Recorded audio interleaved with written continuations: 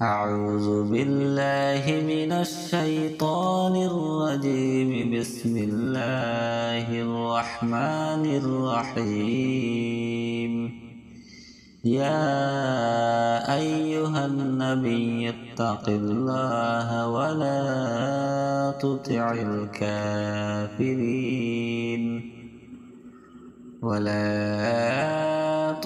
الكافرين والمنافقين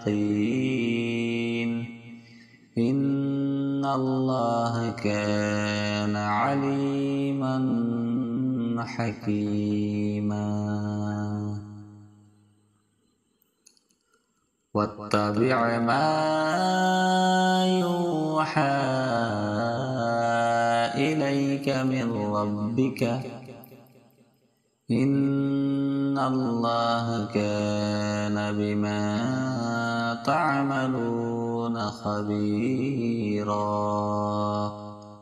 وتوكل على الله وكفى بالله وكيلا. ما جعل الله لرجل من قلبين في جوفه وما جعل أزواجكم اللائي تظاهرون منهن أمهاتكم وما جعل أدعياءكم أبناءكم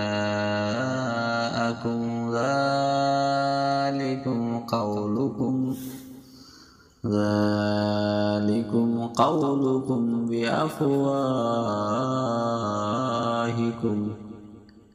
والله يقول الحق وهو يهدي السبيل. ادعوهم لآبائهم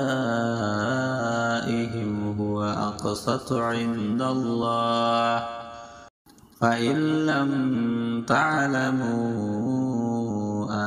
آباءهم فإخوانكم في الدين مواليكم وليس عليكم جناح فيما أخطأتم به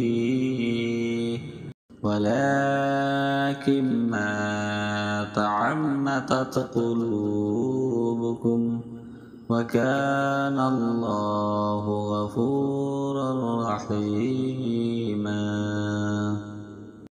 النبي أولى بالمؤمنين من أنفسهم وأزواجه أمهاتهم وأولو الأرحام بعضهم أولى ببعض في كتاب الله من المؤمنين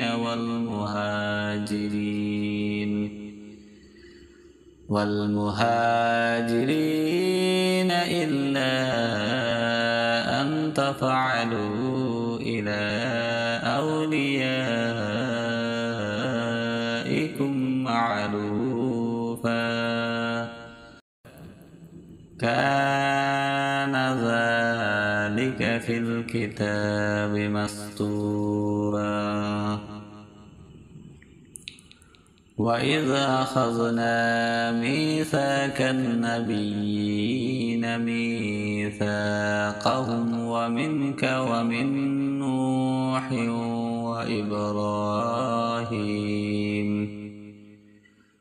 وإبراهيم وموسى وعيسى ابن مريم وأخذنا منهم ميثاقا غليظا.